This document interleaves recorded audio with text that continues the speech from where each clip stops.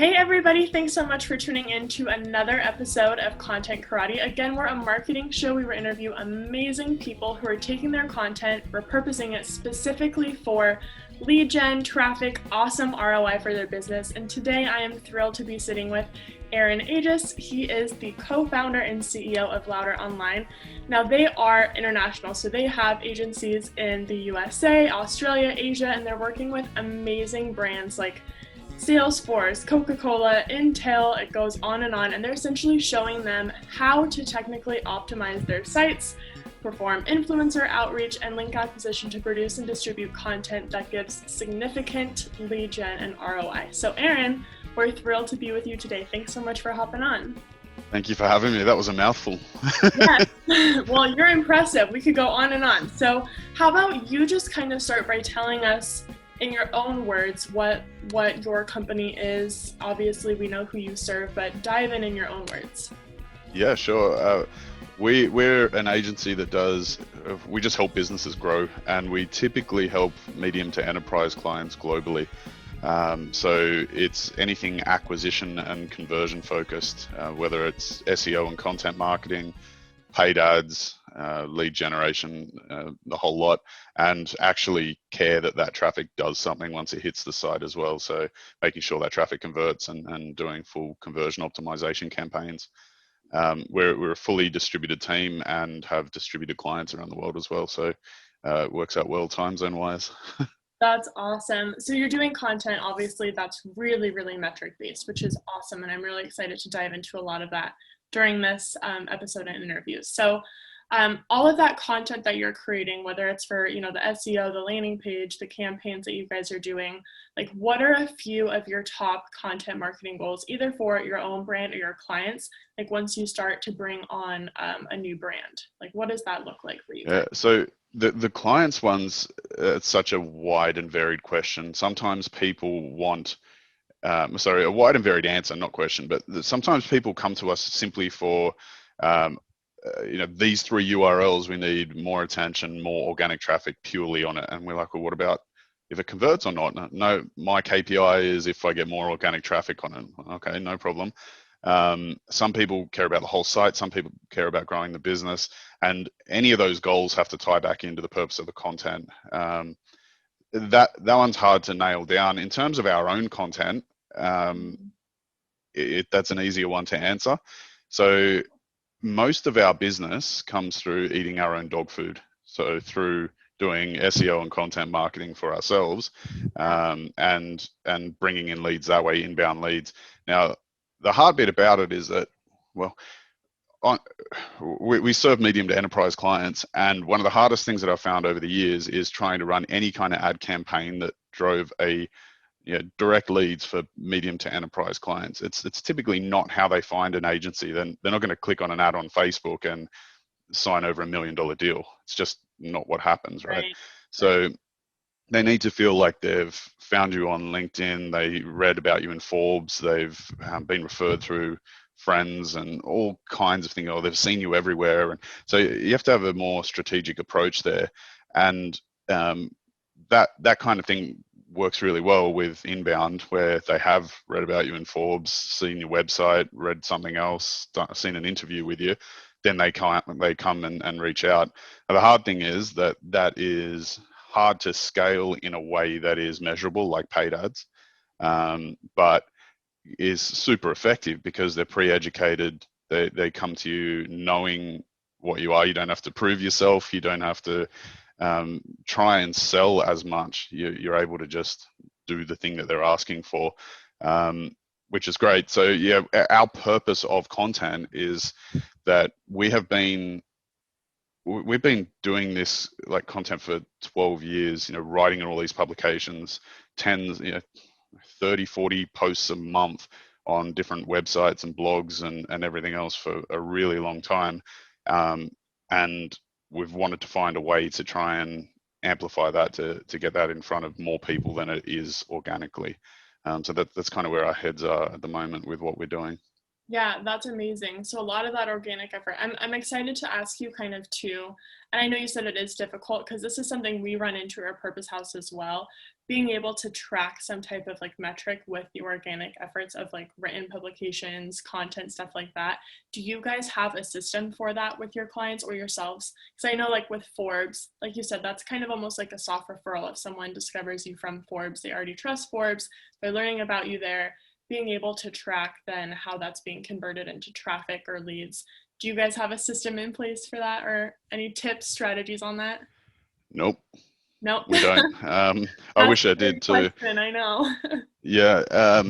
No, because it's also about attribution, right? They may have come from Forbes, but then they've hit your site. They've been retargeted 3 or 4 times in ads, and so it's the multi-touch approach and knowing what it was that tipped them over the edge and how you attribute it. Obviously, you want to attribute it to the whole journey and put different weightings on different parts of it, but it's a super complicated thing to do, and Yeah, it's not something that we've been able to nail down. But that's for ourselves, right? When we're doing it for clients as well, that that's different in that half the time the clients. So there's different ways of measuring success and KPIs on a piece of content. Is it consumed? Is it getting leads? Is it getting shares? Is it getting links? When we create a piece of content, we know the purpose behind why we are creating it, and the client knows. So yeah, we're able to measure that pretty quickly. I am not that worried for ourselves. Like we're doing Forbes, Content Marketing Institute, HubSpot, all these places. Um, amazing brands. I don't. Yeah, I don't. I don't mind because they got way more traffic than we're ever going to have on our website, and I'm happy with that. It's not our Absolutely. goal. And I know we're getting the awareness of brand growth. I just can't measure it to a direct ROI specifically, and I'm okay with that. I know it works because it's been happening for 12 years. Yeah, no, that's perfect. So, kind of speaking of that, whether you want to talk about this for your own brand or for a client's brand, what's an example of like one piece of content that you guys have created, published anywhere that's really outperformed others that you can think of? Yeah, look, it was a few years ago now that we did this, a couple of these big pieces. So we did a 30 or 40,000 word guide with Neil Wow. Patel on how to build your blog audience, and there was another one on how to build your personal brand. And we wrote those and hosted them on Neil's site, or co-wrote those and put them on QuickSprout, and then I think they moved to neilpatel.com. Those killed it, right? We leveraged his existing traffic and domain authority, and we had both of those pieces ranking for personal branding and other like head terms, and so that did a lot for us in terms of referral traffic and inquiries and all sorts. Yeah, that's amazing. I feel like PR features like those are always great lead sources for any type of business. I think PR for like Repurpose House is like our second biggest lead source behind like referrals and organic outreaching and stuff. So that's amazing. And Neil is a huge, huge brand. So that's Yeah, incredible. yeah, Uh, he's a good guy. yeah, that's amazing. So however much you would want to divulge, because I just am so fascinated. I love PR. I'm so fascinated in how you guys are able to, secure all of these features, which with some of the biggest authorities in the marketing industry, like anyone listening is going to recognize these names that we're talking about. What like strategies or processes have you guys built or do you think work really well to make that happen? Yeah, for us, it was the idea of like trading up the chain, so to speak. I didn't coin that term, but the whole idea was um, not thinking that you can go ahead and write for these publications on day one, and knowing that you needed to start reaching out to sites that were a bit above your own site. So the process that we typically follow and recommend to people is get a few really good pieces of content on your own website, 4 or 5 blog posts that absolutely kill it, took a lot of time, energy, and effort or resource. Put them there, and then identify some sites that you'd like to post on that are in your industry. Reach out to them, use what you've got there as evidence, and say, "Look, I'd love to contribute to yours." Then use that to leverage into the next level, and so on and so forth. That's how we did it initially. Plus, being able to, just like in life, being able to network and communicate with people and build relationships, we were able to identify who different editors were at publications, get Yeah. introduced to different people, And because we had that evidence that we were able to create great content all the way along, it was an easy win to be able to start contributing for those publications. And then we just didn't stop, and we just kept that engine going as a cost for the business. That's great. That was how we did that, and it worked. And we keep recommending it to people. Everyone wants a shortcut, right? I just want to start writing for Forbes straight away or Entrepreneur magazine, and it just doesn't work that way. Yeah. So when it comes to like finding those contacts, that's like when you're golden, right? When you have that really great connection with the editor, the decision makers for the content on that team, that's like game changer. So just quick little tidbit for anyone listening, but I would love to know your input too, like how you find those contacts. Like, let's say someone did want to write for, Neil Patel's team. Because we use certain tools, but I'd love to hear, you guys are the masters at this. Like if you use any certain tools of finding the right contacts to like send these pitches to you. Yeah, we don't overcomplicate it. So firstly, I don't think Neil lets anyone publish on his sites. That's a tough one to ever make happen. We've been friends for 8 years or so now. That's not something I wouldn't recommend anyone reach out to try and get content on his site. Okay, noted. You got it. Yeah. But the others, all the editorial publications that we've been mentioning, the way that we got those details, it wasn't the spray and pray approach. It's not about hitting up so many publications and using automated tools and that kind of thing. Not when you're at that kind of level of site. It's about, we just used LinkedIn, and we found out who the editors were. We read the site, read the sections of the site, knew who guys that were similar to us who were publishing on those sites. We saw who their editors were or what sections of the site they were on, did our research, jumped on LinkedIn, got a few different names, and didn't just throw a cold email pitch, like asked for someone who knew them to introduce us, or found a phone number and actually called them. We did stuff that wasn't just, I'm going to use Pitchbox and hit up 5,000 people at once. Right. That's amazing. So there you go, guys. The power of LinkedIn connections and really nurturing those relationships. That's great. So then once you guys have those awesome written, those pieces of content for your brand, for your client's brand, what does the distribution process look like for you guys to make sure that that gets seen, like you're saying, to build a lot of that inbound? Yeah. This is where you guys come in, and that's because, and this has only been, I don't know, last year or so. Prior to that, we've done an absolutely terrible job of distributing the content.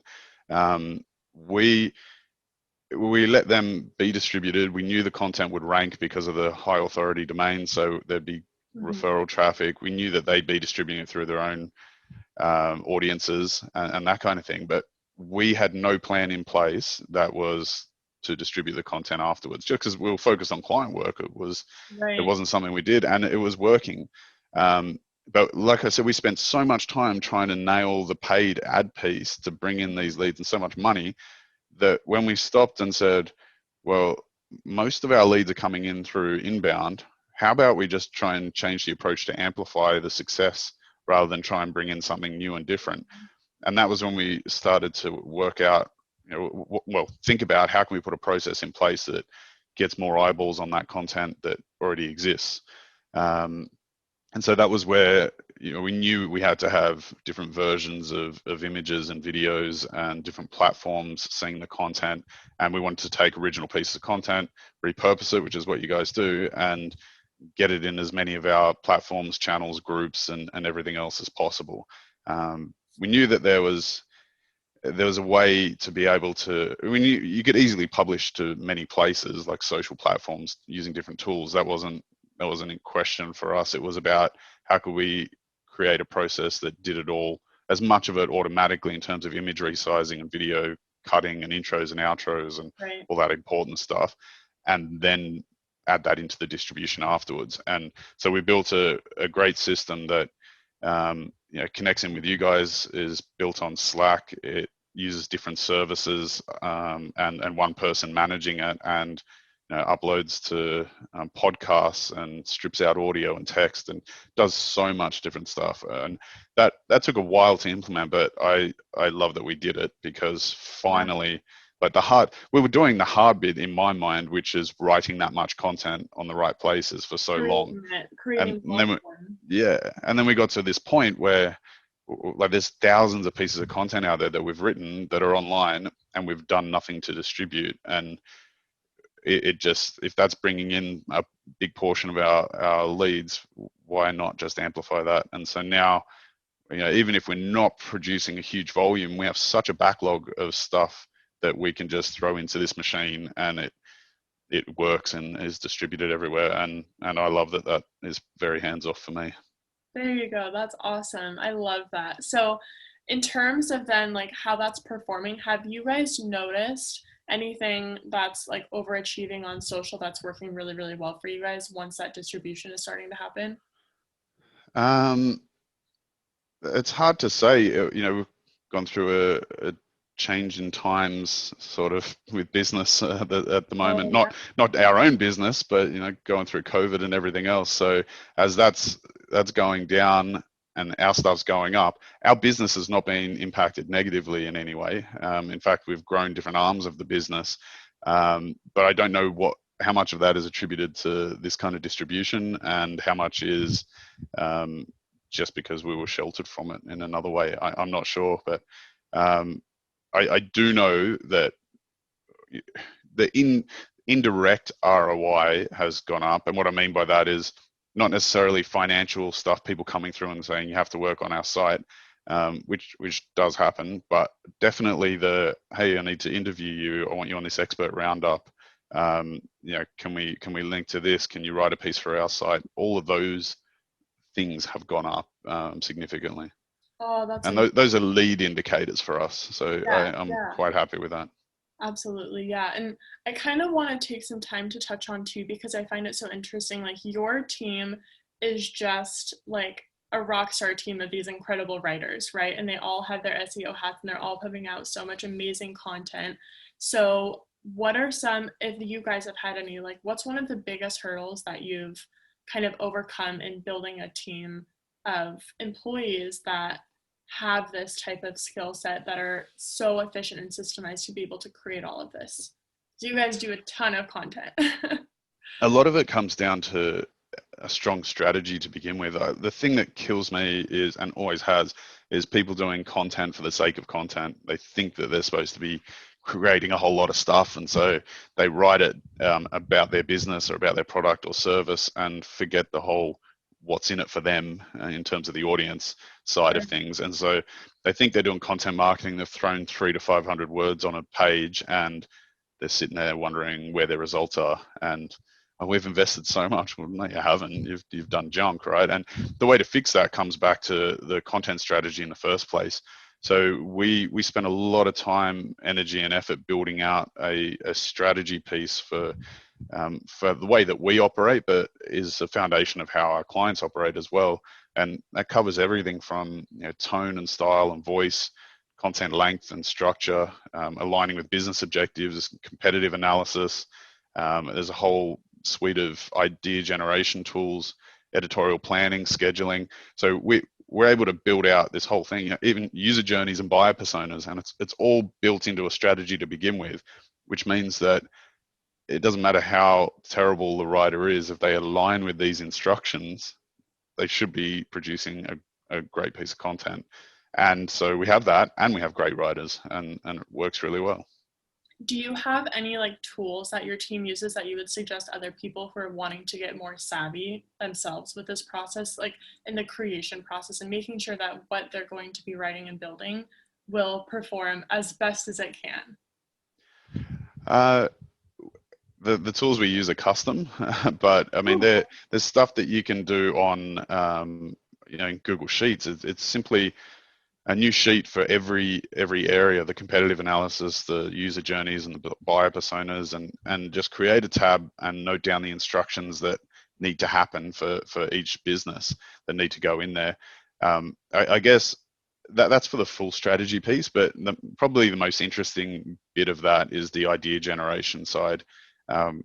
everyone wants to write about their product or service, and they forget that, what are the goals of most of these pieces of content? It's actually to be distributed socially and linked to naturally through people's websites. Therefore, helps with referral traffic, with SEO, all the rest of it. If people are doing that, in order to get that, you need to be talking about your industry, not your product or service. You need to be educating or entertaining. And so if you're doing that in your piece of content, you're going to win. And so the idea generation piece is, well, you've got keyword research, that's great, but that's about keywords. Why don't we just look at the questions people are asking in the industry and the problems they're having? Simply answer questions and solve problems, and you'll always have a hungry audience behind the content you're creating. And so there are different tools out there that scrape question and answer sites like Quora, Yahoo Answers, and loads of other places, Reddit. You spend some time doing the research there, look at the questions being asked repeatedly, answer those questions better than anyone else is on the internet, you have a winning piece. I love that. That's amazing. So when you guys start to sign on new clients, you help them with that entire part, right? We do we can do done with you, done for you, whatever it is, but we do the whole strategy piece, the idea generation piece. We typically get the content approved or declined because we don't know, maybe they have a conflict with this idea or whatever it is. They approve it. We can actually do the full writing of it and upload it in draft on their blog if we're allowed access, and they just publish at a predefined schedule. Or they may want to be involved at an earlier piece and give feedback, and we do a couple of iterations. We're flexible. That's amazing. I love that. Love the hands-off approach. That's like the best case scenario. That's great. Yeah. So before we kind of wrap up, like, are there any last thoughts that you want to bring up? Like any big content revelations, SEO stuff that you want to leave us with, PR? There's so many different cool facets of what you guys are doing. I want to kind of just open the floor and see if there's anything that you would love to kind of just blow people's mind with as we wrap up. No pressure. No pressure. No pressure. No, I think the thing I wanted to say was more that you can focus on tactics and strategies and all this kind of stuff, but the easiest thing to do is realize that if you're providing value to people in content and people are going to consume that, you're going to actually get the results off the back of it that everyone's trying to get. Like you want to create a piece because you want to attract a load of links to it. Well, create a valuable piece. You want social shares, well, create something that's shareable socially. Like impact people positively, create proper value in that content, and the rest will go, it will work for itself, right? It just comes. If people are thinking too short term in terms of those goals, so spend a lot more time actually creating something of value and different to how other people are doing it, and watch what happens. This was amazing. Thank you so much, Aaron. I love that. So where would you like people to be able to go to learn more about Louder Online, everything that you guys have going on? Where can they go? Yeah, look, louder.online. And if I'm doing my job, then search for my name and you should find me in a bunch of different places. So it's easy to reach out to me, LinkedIn, Twitter, wherever you'd like. But like I said, if I'm doing my job, there should be quite a few entrance points. So. There you go. Awesome. So thanks everybody for listening in. This was such a value-packed episode, Aaron. So thank you so much. And for everyone listening, watching, if you guys got awesome value out of this too, please be sure to share with all of your friends, your team members, and be sure to go to contentkarate.com where you can listen, watch on all of your favorite platforms. So Aaron, thanks so much again. This was such a pleasure, and thanks everyone for tuning in. Thanks for having me.